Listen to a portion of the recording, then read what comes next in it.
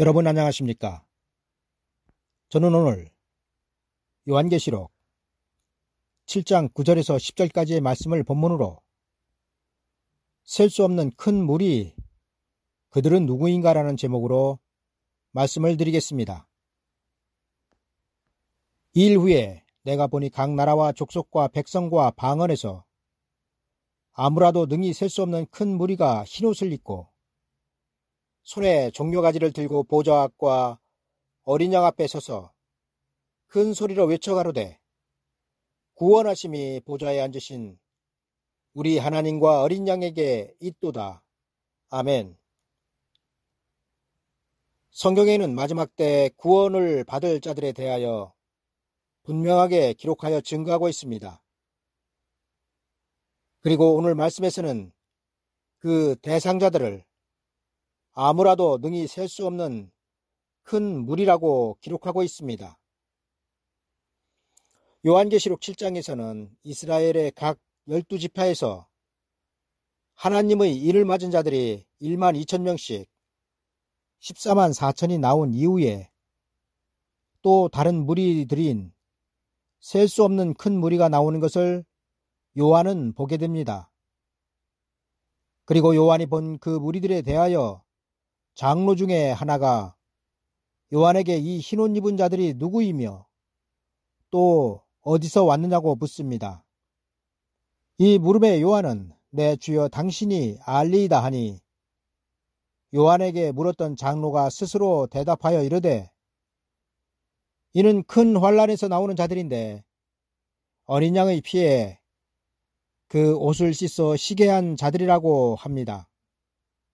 계시록을 설교하거나 강해하는 대부분의 사람들은 14만 4천과 흰옷을 입은 셀 수 없는 큰 무리를 같은 사람들로 해석을 하는 경우를 많이 보게 됩니다. 그러나 14만 4천과 흰옷을 입고 큰 환란에서 나오는 자들은 하늘과 땅만큼이나 차원이 다른 사람들이며 하나님께서 구원하시는 구원의 방법까지도 다르다는 것을 아셔야 합니다. 그렇다면 셀 수 없는 큰 무리는 어디에서 나오는 사람들일까요?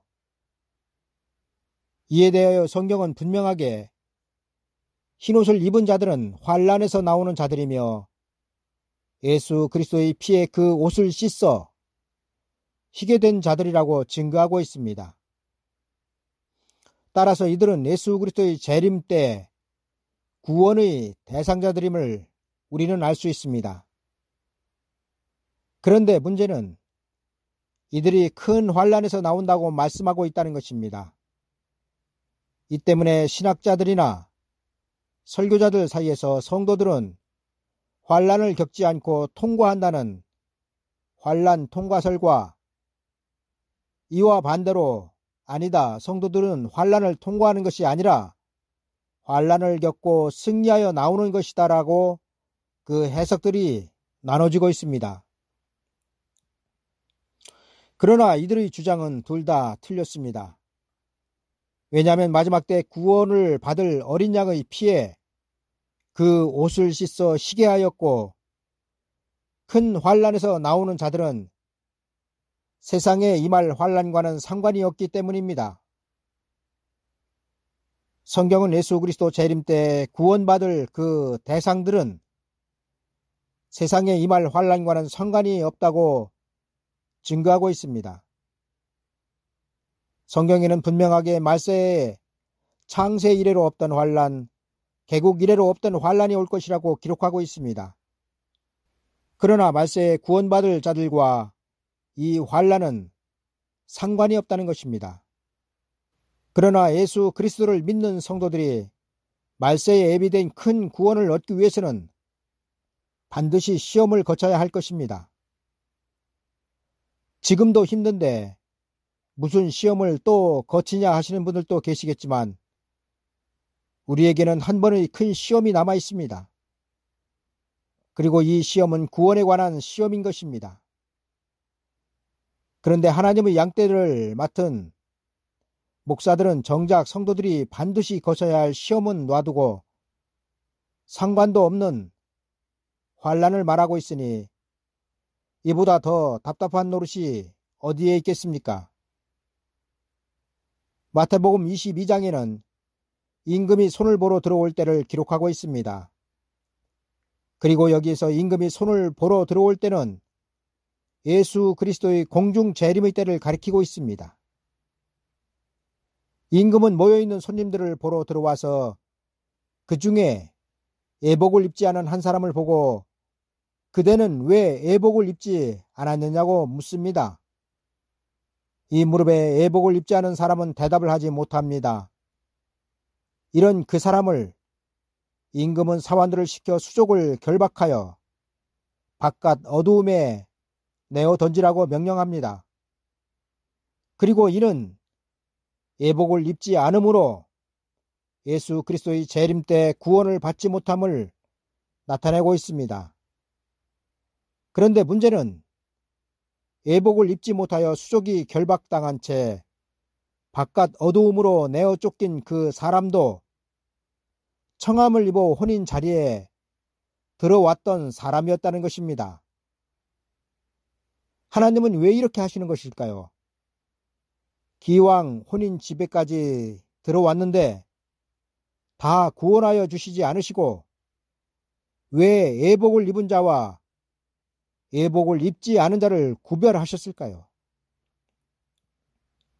여러분, 그 이유는 어린 양의 혼인잔치 이전과 혼인잔치 이후의 구원이 다르기 때문입니다. 다시 말씀드리면 예수 그리스도께서 공중 재림을 하시고 혼인잔치를 할 때는 하나님의 백성들의 구원이 죽어서 낙원으로 가는 구원이 아니라 살아서 천년왕국으로 들어가는 구원이란 말씀입니다.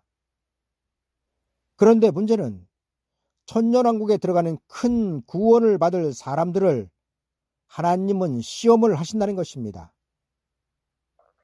여러분, 혼인집이 어디입니까? 혼인집은 교회입니다. 그리고 그 교회에 모여있는 사람들을 예수 그리스도 재림 때에는 시험하신다는 것입니다.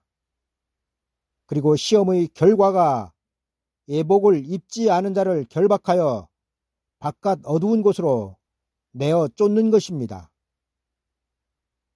여러분, 성경에서 내어 쫓는다는 것은 결코 우리에게 좋은 일이 아닙니다.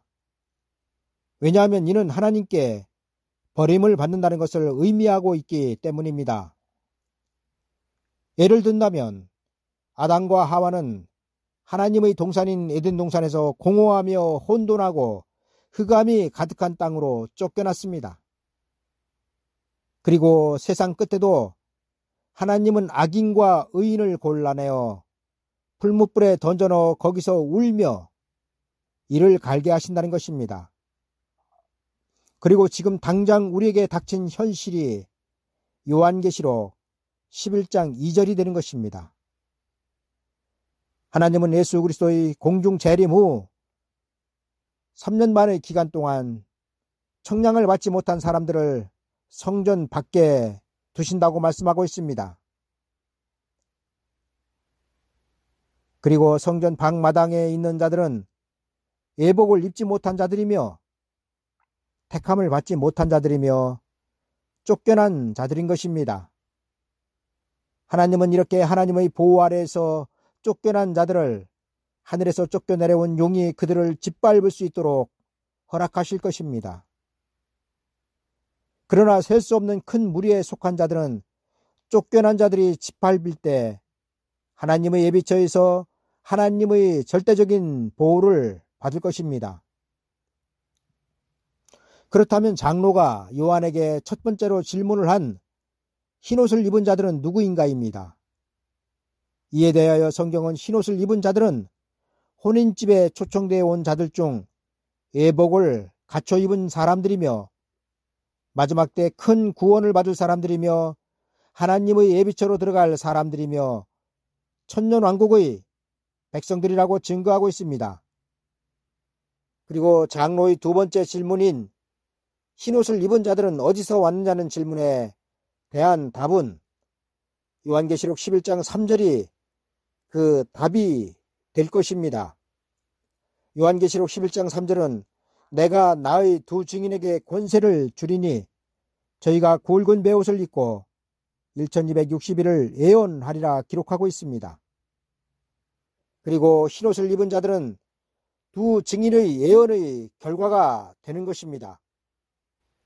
두 증인인 14만 4천은 전 3년 반의 기간인 1260일 동안 하나님의 예언의 말씀을 나라와 백성과 방언과 임금에게 다시 예언할 것입니다.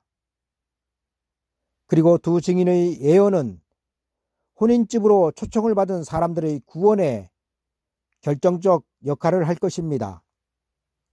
이 때문에 1260일의 기간은 혼인집에 초청된 사람들이 반드시 알아야 할 구원의 비밀이 될 것입니다. 그리고 기가 있어 이 구원의 비밀인 예언의 말씀을 듣고 구별된 사람들이 요한이 본 흰옷을 입은 셀 수 없는 큰 무리가 되는 것입니다. 따라서 14만 4천과 흰옷을 입은 셀 수 없는 큰 무리는 절대로 같은 사람들이 될 수 없으며 성경은 14만 4천과 흰옷을 입은 셀 수 없는 큰 무리는 구원을 받는 방법 자체가 다름을 기록하고 있습니다. 이제 말씀을 정리하도록 하겠습니다. 하나님은 예수 그리스도께서 공중으로 오시기 1260일 전에 두 증인을 혼인잔치집에 참여하려고 모인 교회에 보내실 것입니다. 그리고 두 증인은 혼인잔치에 참여하려고 모인 사람들에게 예언을 할 것입니다. 그리고 두 증인이 예언할 내용은 예수 그리스도를 영접할 준비를 하라는 내용이 아닙니다. 많은 사람들은 임박한 환난과 그리고 공중 휴거와 함께 예수 그리스도의 재림을 말하지만 저들의 말은 들으면 죽는 쑥물이 될 것입니다. 여러분, 두 증인이 혼인집에 모인 사람들에게 예언할 내용은 임박한 휴거나 재림이 아니라 곧 공중 권세를 잡고 있는 용이 쫓겨내려올 것이니 그 용의 권세를 피하라는 내용이 될 것입니다.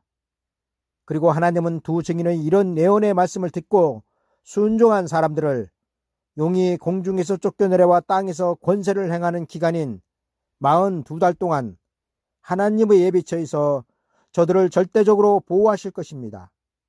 그리고 이것이 마지막 때 하나님의 구원의 계획인 것입니다. 감사합니다.